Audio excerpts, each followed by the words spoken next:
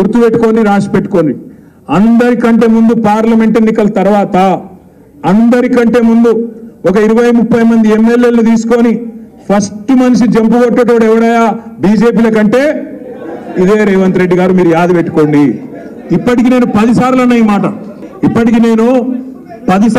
మాట, మీకు అనిపిస్తుంది ఆశ్చర్యంగా, గట్ల పోతాడన్న ఎవడనా, ముఖ్యమంత్రి పోతాడన్న ఎవడనా మీకు అనిపిస్తుంది. చూస్తలేమో మనం.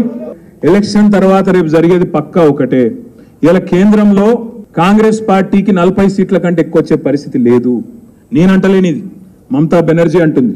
ఇండియా అలయన్స్ లో ఉన్న పార్ట్నర్స్ అంటున్నారు, దేశం మొత్తం కలిపి కూడా కాంగ్రెస్ కు 40 సీట్ల కంటే ఎక్కువ వచ్చే పరిస్థితి లేదు. మరి ఎవడాపాలి బీజేపీని? ఎట్లా ఆపాలి? ఎవరు గట్టిగా గొంతిప్పి కొట్లాడాలి కేంద్రంలో అంటే ఇవాళ దమ్మున్న నాయకులు ఎవరు ఉన్నారంటే ప్రాంతీయ నాయకులే ఉన్నారు. ఒక మమతా బెనర్జీ, ఒక కేసీఆర్, ఒక కేజ్రీవాల్, ఒక స్టాలిన్, ఇట్లాంటి నాయకులు ఉన్నారు తప్ప రాహుల్ గాంధీ గారితో ఊదు కాలది, పీరి లేవది, కాంగ్రెస్ పార్టీతో ఏమి కూడా కాదు. అందుకే నేను అనేది, మీరు కాంగ్రెస్ కు మైనారిటీ సోదరులు పొరపాటున ఒక్క ఓటేసినా అది లాభమయ్యేది మళ్ళా బీజేపీకి అయితే తప్ప ఇంకోళ్ళకి కానే కాదు.